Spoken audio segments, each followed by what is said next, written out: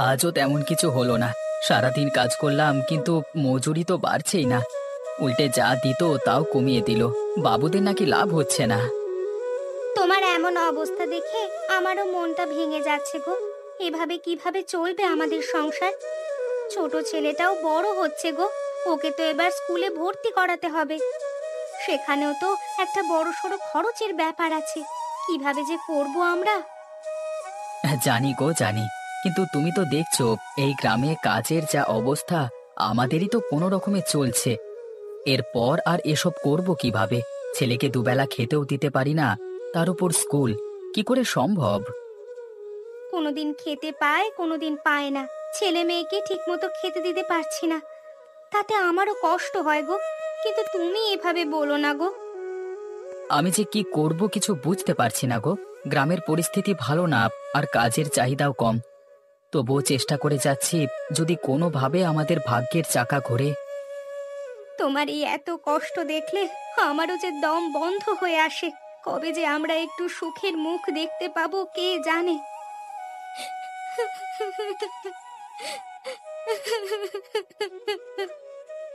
তুমি এভাবে কেঁদো না। সবার দিন সারা জীবন একরকম যায় না গো।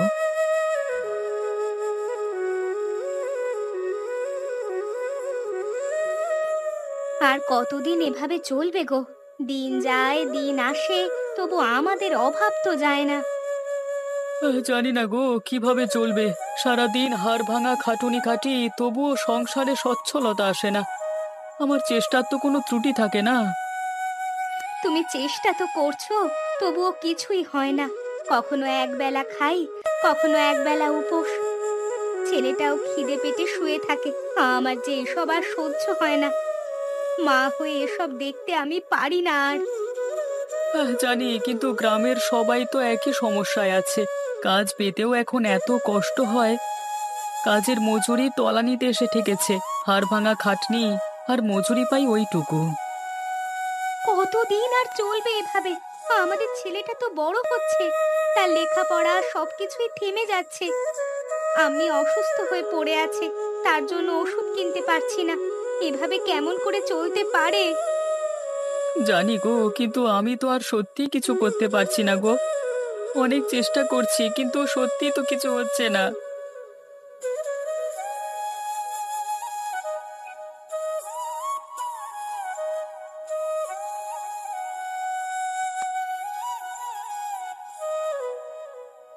আরে কামাল, তুই? রফিক, অনেকদিন পর দেখা, কেমন আছিস? আছি একরকম, তোকে কি বলবো ভাই। এদিকে কাজ নেই, ঘরে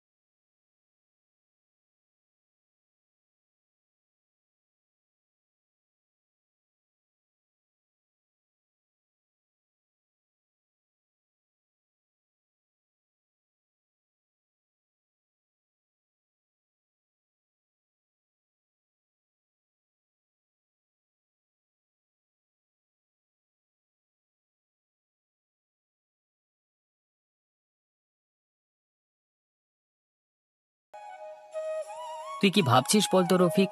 অভাব তো আমাদের পিছুই ছাড়ছে না। জানি, কিন্তু আমাদের কি এভাবে বসে থাকলে চলবে? কিছু একটা তো করতে হবে। এভাবে তো আর সত্যি চলছে না। কি করব বল? কাজ তো নেই এমনিতেই, তার উপর আবার কদিন ধরেই এত বৃষ্টি পড়ছে। কাজ তো আরই হবে না এভাবে। তোর ছোটবেলার কথা মনে আছে কামাল? আমরা মাঝরাতে বৃষ্টিতে মাছ ধরতে যেতাম। তুই কেমন জাল ফেলতিস, সব মাছ আমাদের জালে উঠতো। হ্যাঁ রে, সত্যি ছোটবেলাটাই ভালো ছিল জানিস তো। কোনো চিন্তা নেই, ভাবনা নেই, শুধু আনন্দ। এখন সেসব দিনগুলোর কথা খুব মনে পড়ে রে। ঠিকই বলেছিস। এক কাজ করি, এই অভাবের সংসার তো লেগেই আছে, সবই থাকবে। আমরা আবার আজ রাতে যাই, মাছ ধরি সেই ছোটবেলার মতো। হ্যাঁ, ওসব মাছ ধরা ছেড়ে দিয়েছি, আজ বহুদিন পেরিয়ে গেছে। এসব কি আর এখন হবে? নাই বা হলো, নাই বা পেলাম মাছ, কিন্তু একসাথে গেলে আবার তো ছোটবেলার মতো করে কিছুটা কাটাতে পারবো। সেটাই বা কম কিসের? চল না, খুব একঘেয়ে লাগে রে আজকাল, খুব ক্লান্ত হয়ে গেছি। মাঝরাতে বৃষ্টির মধ্যে যাবি? হ্যাঁ, ঠিক ধরেছিস, এখন বৃষ্টি বাদলার সময়। চল, আবার সেই পুরনো দিনে ফিরে যাই।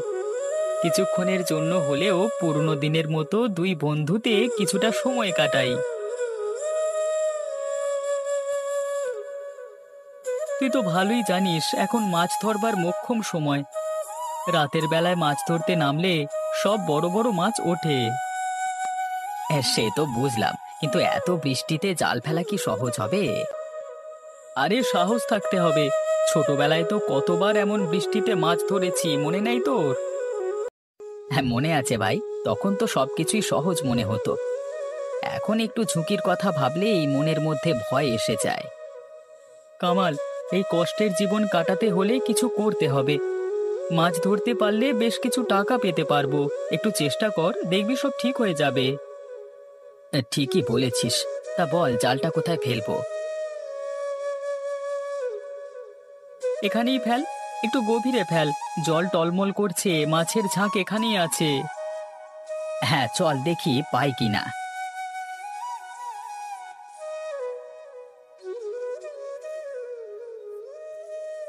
টান টান, বড় মাছ ফেসেছে মনে হচ্ছে।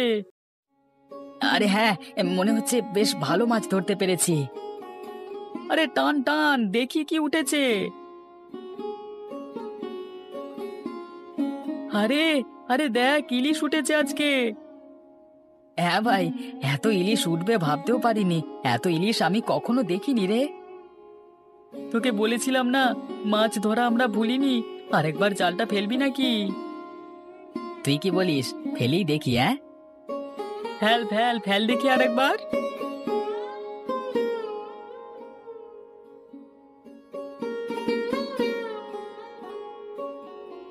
এত মাছ তো আগে কখনো দেখিনি রফিক, ছোটবেলাতেও কখনো এত মাছ তুলিনি।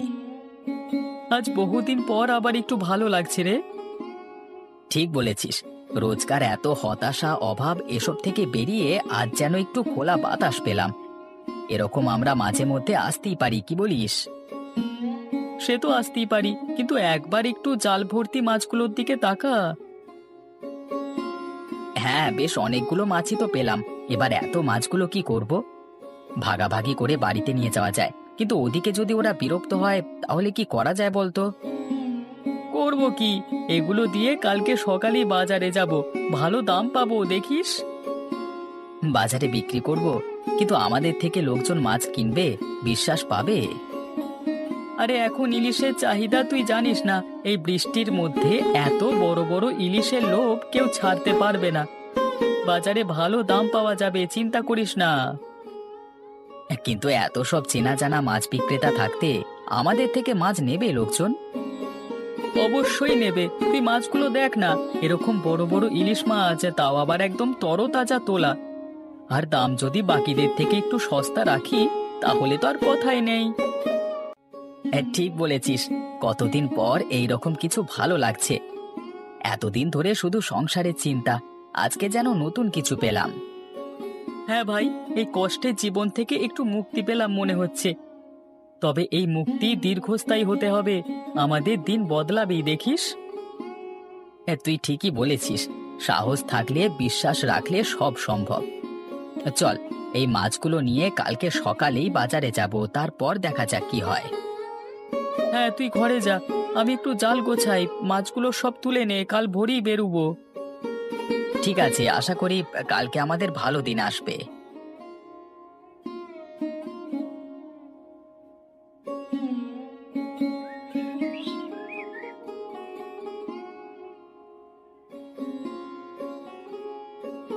আজকে মনে হচ্ছে সত্যি ভাগ্য খুলবে রফিক।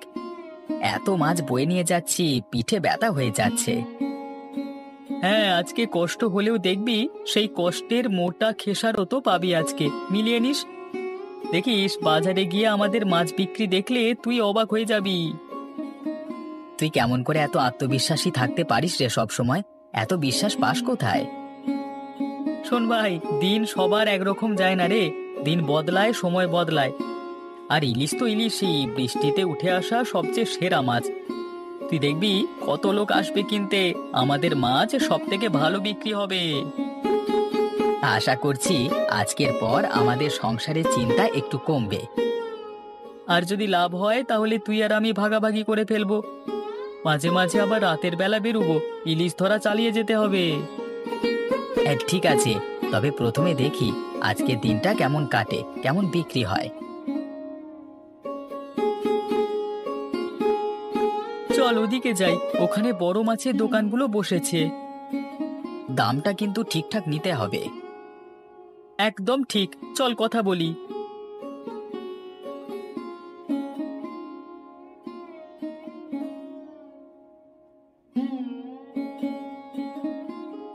বাহ, এত বড় ইলিশ কোথায় পেলে তোমরা? নিজেরাই ধরেছি, কালকে রাতের বৃষ্টিতে বড় বড় ইলিশ পেয়েছি আমরা। এর দাম কিন্তু ভালোই পাবে, চলো আমি কিনে নিচ্ছি।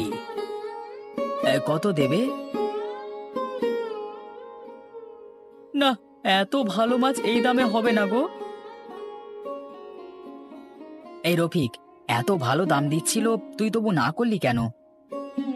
সেই জন্যই না করেছি। ওরা যদি এত ভালো দাম দেয় তাহলে আমরা নিজেরাই যদি বসে বিক্রি করি তাহলে কত ভালো দাম পাবো ভাব। এদিকটা তো ভেবে দেখিনি। তাহলে কি করবি? আমরা নিজেরাই বিক্রি করব। চ, একটা ভালো জায়গা দেখে বসে পড়।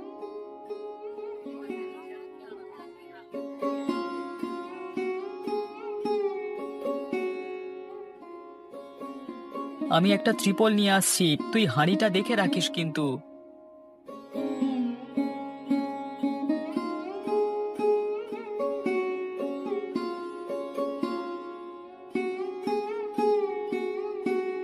রফিক, মনে হচ্ছে আজকে ভালোই বিক্রি হবে। ইলিশ দেখে লোকজনের চোখগুলো কেমন চকচক করছে। দেখবি আমাদের এই মাছগুলো ছিনিয়ে নেবে সবাই, দামও ভালো পাবো।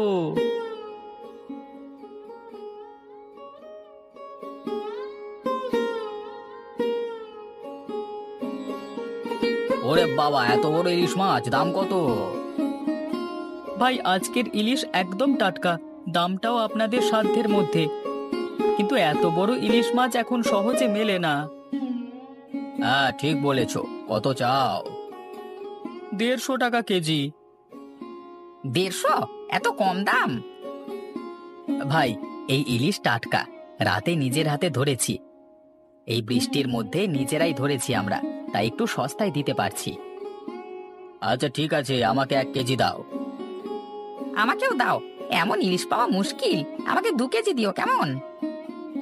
ঠিক আছে ভাই, তোমরা নিয়ে যাও, কালকে আরো আসবে।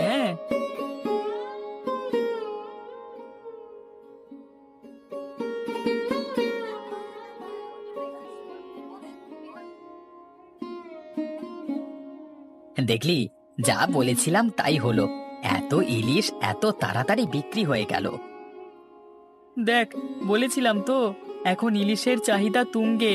আমাদের দুশ্চিন্তা আপাতত মিটলো।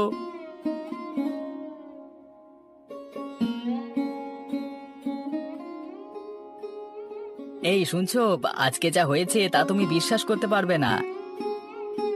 কি হয়েছে গো? এতদিন পর তোমাকে এত খুশি লাগছে আজ? এ দেখো, এতগুলো টাকা। রাতের বৃষ্টিতে মাছ ধরতে গিয়েছিলাম রফিকের সাথে। যা মাছ পেলাম সব বাজারে বিক্রি করে দিয়ে এলাম। এতগুলো টাকা? সত্যি? আজ কি তবে সত্যি আমাদের ভাগ্যের চাকা ঘুরলো? হ্যাঁ, অন্তত কদিনের জন্য আমাদের একটু ভালো কাটবে। তবে ভাবছি এভাবে আবার চেষ্টা করব। আমার মনে হয় মাছ ধরলে এই অভাব দূর করতে পারবো। আল্লাহ তোমার উপর কৃপা করুক আল্লাহ। এতদিন পরে তোমার মুখে হাসি ফুটলো। আমাদের ছেলেটার জন্য একটু পেট ভরে খাওয়ার মতো রান্না করতে পারবো কদিন। আমি কালকে ভালোভাবে বাজার করে আনবো। ছেলেটাকে ভালো করে রেঁধে দিও কেমন? অনেকদিন না খেয়ে আধ পেটা শুয়ে থাকছে। আল্লাহ অনেকদিন পর আমাকে একটু শান্তি দিল আজ।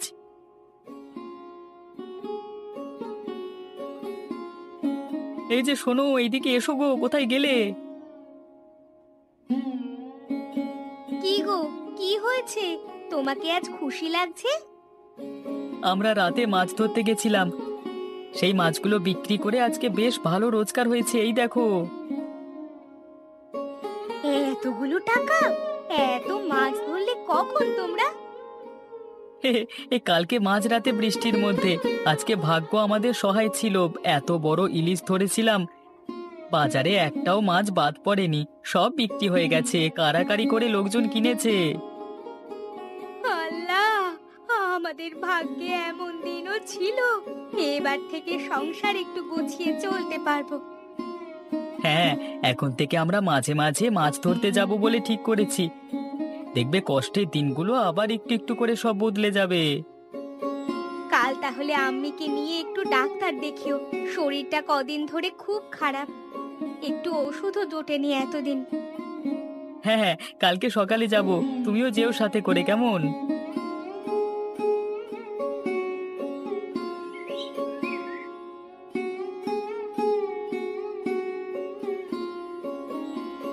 দেখেছিস ওদের এক রাতে এত টাকা কি করে পেলো কে জানে। হ্যাঁ ঠিকই বলেছিস, শুনলাম নাকি মাছ ধরা শুরু করেছে দুজনে। এত বড় বড় মাছ পেলো কি করে কে জানে। একে বলে ভাগ্য, বুঝলে? আমাদের তো এতদিনও ভাগ্যের শিকা ছিল না, আর ওরা এক রাতে মাছ বিক্রি করে এত টাকা লাভ করে ফেললো। হ্যাঁ, এমন ভাগ্য যদি আমাদের হতো, আমরাও তাহলে একটু টাকা পয়সার মুখ দেখতে পারতাম। দেমাগ দেখছো দুজনের, অহংকার যেন পাপ হচ্ছে না।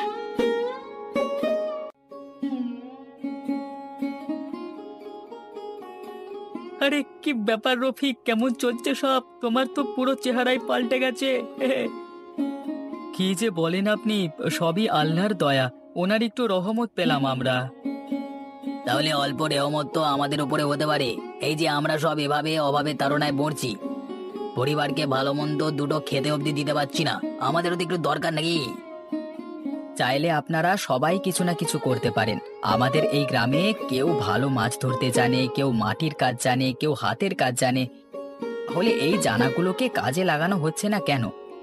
এগুলোকে কাজে লাগাতে পারলে তো এখানে কারোর ঘরে কোনো অভাবই থাকবে না।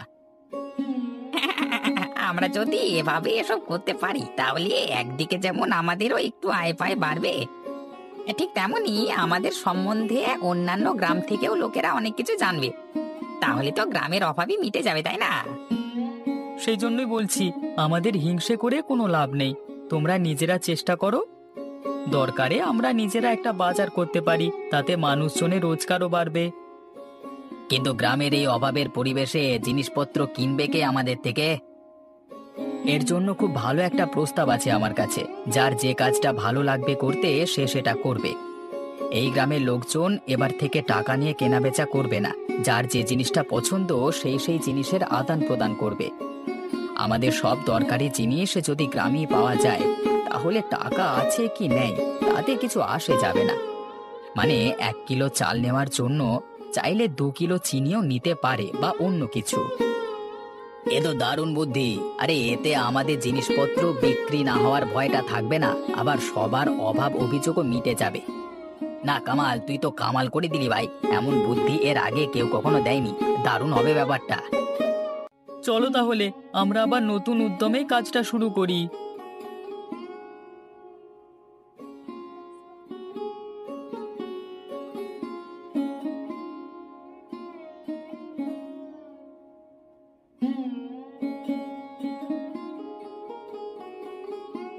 কি দেখছিস ভাই?